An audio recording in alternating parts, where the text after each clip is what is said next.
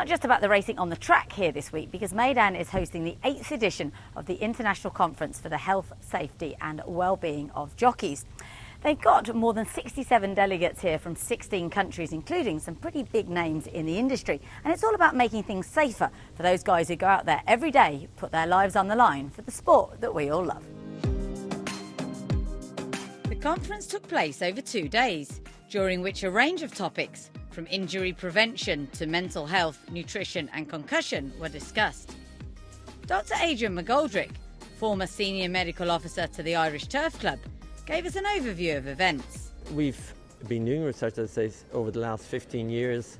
It's expanded, and the idea is to come together every 2 years to share that research and also to get outcomes for the jockeys. There's no point just researching our riders unless we produce outcomes for them. On the bone density end, we have been producing data, and we know that our riders have significantly thinner bones than the rest of the average population. Partly it's a combination of poor nutrition, and so we've brought in new nutrition strategies. Big area for me obviously has been helmet safety and equestrian safety, vest safety. We've been working in that. I've been involved with the European Helmet Research Group over the last 10 years. In other areas, obviously mental health has become a big issue in racing. I mean, it's been there, but we hadn't picked up on it until probably the last 4 or 5 years.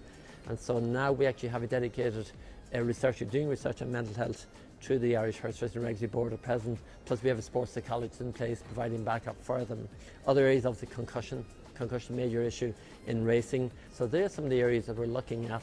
As I said, we have our racing officials here. We've got our sports physiologists, we've got our sports psychologists, we've got jockeys reps, and so that we can actually learn from each other, and hopefully the next meeting in 2 years' time they have brought it on, the science of racing on a bit further.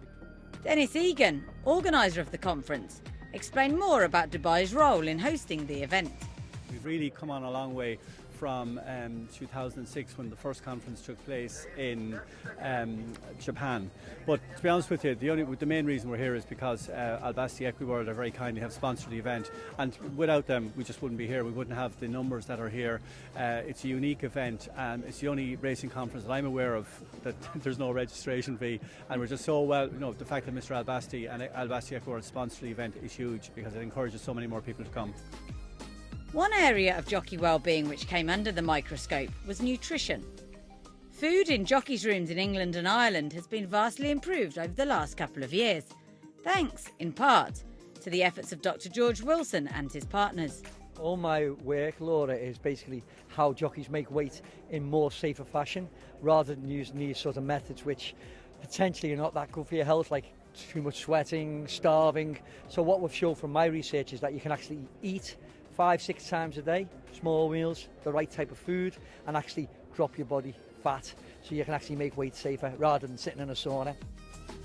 A recurring topic at the conference was that America has some catching up to do on certain areas of safety. Dr. Kelly Ryan explained more. There's a lot of information that we get from coming to conferences like this, so we can see what everyone else is doing around the world. We get to learn from each other. I'll take some of things that I'll learn from Adrian or from Ireland, and I'll also take some things that I've learned from what Australia is doing, and that way we can hopefully come and connect and make the most appropriate protocols that we can to ensure jockey safety.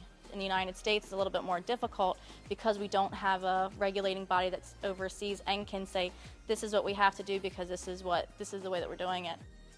The International Conference of Health, Safety and Welfare of Jockeys returns to Meydan in 2021.